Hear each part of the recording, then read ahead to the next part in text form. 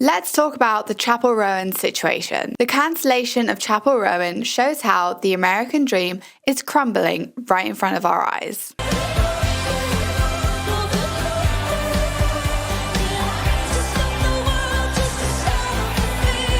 Chapelle Roan, the newly famous celebrity who shot to stardom for being bold, against the grain and outspoken, has been cancelled for being bold, against the grain and outspoken. Who would have thought? Suddenly, people don't like these qualities when it means that their favourite celeb is against them. Chapelle is a 28-year-old lesbian singer who writes incredibly fun and catchy songs. A dance to one of her songs went viral on TikTok, and now she's playing sold-out shows all over America. Everyone loved her. So, what did she do that made so many people upset?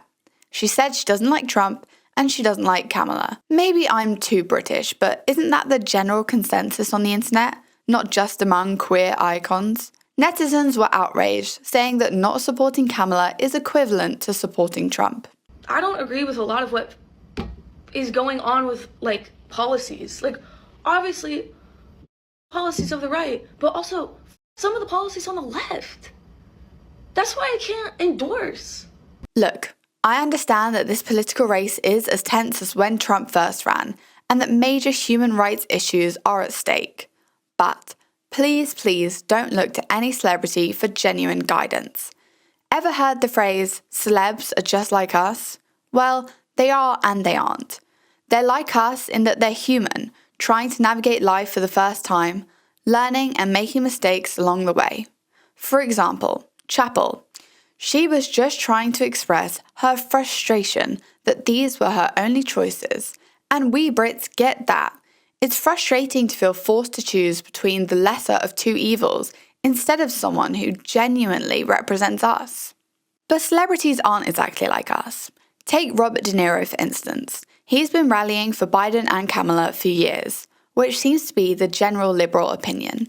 However, De Niro might have different interests than the average supporter. He's worth $500 million, so he probably doesn't care much about policies that affect the cost of groceries. It's not bad, it's just a fact of life.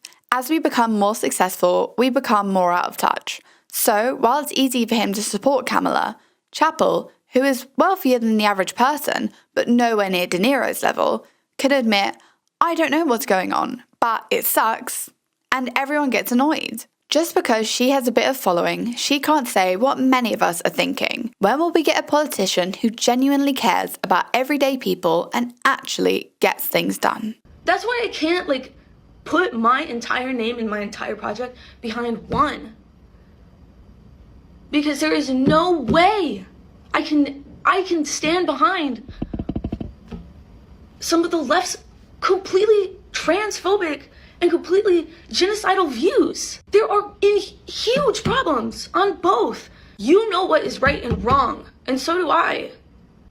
Trump, for real, but some of the that has gone down in the Democratic Party that has failed people like me and you.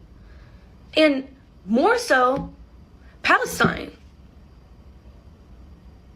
And more so, every marginalized community in the world. So no, I'm not gonna settle for what the options that are in front of me. And you're not gonna make me feel bad for that. America is no longer the land of free speech. It's more like free speech, but not free from consequences.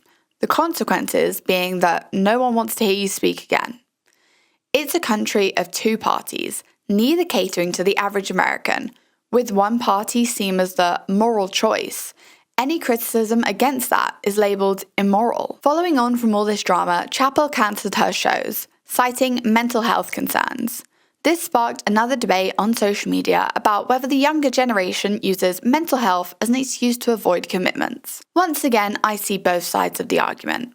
On one hand, my generation can be a bit precious. You see it all the time on social media. People crying because someone was mean to them at work, or asking for days off during a job interview because they're tired. Everyone is so ready to be offended, and it's exhausting. Where did this come from, and why does it seem particularly prevalent in America? Sometimes I just want to tell people to get on with it. But at the same time, I understand that the what doesn't kill you makes you stronger mentality isn't always true. While I want my generation to toughen up, I also want the older generation to be kinder and more empathetic. As for Chapelle Roan, sure, she could log off TikTok and stop caring about what people think, especially since they'll likely forget about this in a week. But I also recognize that the just get over it mindset has led many celebrities down a dangerous path.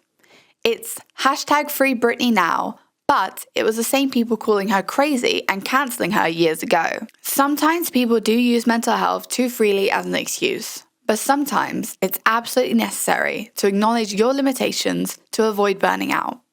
Who are we to decide what's appropriate for someone else's situation? Thank you so much for watching my video/think piece on Chapelle Roan. I'm Olivia Jane. If you have anything else to add, make sure to get in the comments and we can have a discussion. Make sure to like and subscribe and hopefully come back for the next video. Stay empathetic, stay strong, stay learning. Bye.